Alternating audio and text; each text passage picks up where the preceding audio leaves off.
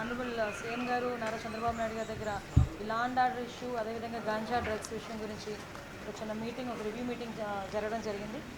అంటే స్టార్టింగ్ అంటే ఇప్పుడు కొన్ని సందర్భాల్లోని ఒక ముఖ్యమంత్రి ఎలా రియాక్ట్ అవుతారు, కొన్ని సందర్భాల్లో ముఖ్యమంత్రిగా రియాక్ట్ అయితే సిచ్యువేషన్స్ ఎలా ఉంటాయి, ఇవి మెయిన్ ఒకసారి మనం ఆలోచించుకోవాల్సిన అవసరం కూడా ఉంది. ఎందుకంటే ఈ మధ్యకాలంలో మీరు జరుగుతున్న మొన్న ముచ్చుమర్రి ఇష్యూ మనకు అందరికీ తెలుసు. నంద్యాల జిల్లాలోని ముచ్చుమర్రిలోని ఒక చిన్న పాప 9 ఇయర్స్ బేబీ, అమ్మాయి అత్యాచారానికి గురయ్యి అమ్మాయి హత్యకి గురయ్యింది. ఇప్పటికీ కూడా అంటే బాడీ కూడా ట్రేస్ అవుట్ అయ్యే పరిస్థితి కూడా కనిపించలేదు.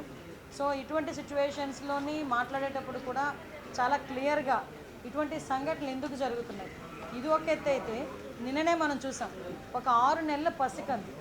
నిజంగా వాడిని రాక్షసుడు అనాలో వాడిని ఏమనాలో కూడా అర్థం కాని పరిస్థితి ఉంది.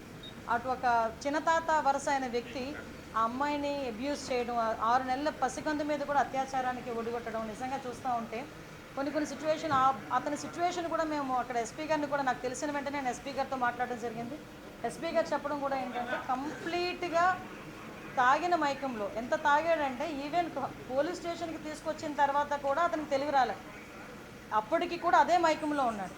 అలాంటి మైకంలో ఆ పిల్లని చిన్న పసికొందిని అత్యాచారం చేసిన సంఘటన కానీ ఇవన్నీ చూస్తూ ఉంటే చంద్రబాబు నాయుడు గారు నిజంగా స్టార్టింగ్ ఇవే టాపిక్స్ చెప్పుకున్నారు.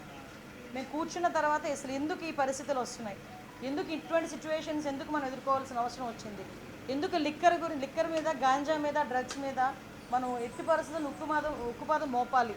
ఈ గంజాయి మత్తులోని కానీ, డ్రగ్స్ మత్తులోని కానీ, ఈ మద్యం మత్తులోని కానీ వీళ్ళు చేసిన అరాచకాలు చూస్తూ ఉంటే ఎక్కడో ఒకటి వీళ్ళకి ఫుడ్ స్టాప్ పడాలి అనే ఉద్దేశంతో ఎస్పెషల్లీ ఈ 2 కేసుల విషయంలో జరిగిన 5 నెలల పసికందు మీద జరిగిన అత్యాచారం కానీ, ఆ అమ్మాయి హత్య విషయంలోనే కానీ చాలా సీరియస్గా స్పందించి గౌరవ ముఖ్యమంత్రి గారు ఈ 2 ఇష్యూస్కి కూడా ఒక స్పెషల్ కోర్టును కూడా ఇమీడియట్గా ఏర్పాటు చేసి ఆ స్పెషల్ కోర్టు ద్వారా అతి తొందరగా నిందితులు ఎవరైతే ఉన్నారో వాళ్ళకి శిక్ష పడే విధంగా చేయడానికి ఆదేశాలు కూడా జారీ చేయడం జరిగింది. అయితే ఆ అమ్మాయి మరి అతి క్రూరంగా చంపబడింది. ఆ అమ్మాయిని కూడా గొంతు నిలిపి చంపి అక్కడ వాళ్ళు చెప్పిన విధానం బట్టి ఒక రాయి కట్టి అక్కడున్న చెరువులోనో కొలలోనో పడేసిన పరిస్థితి.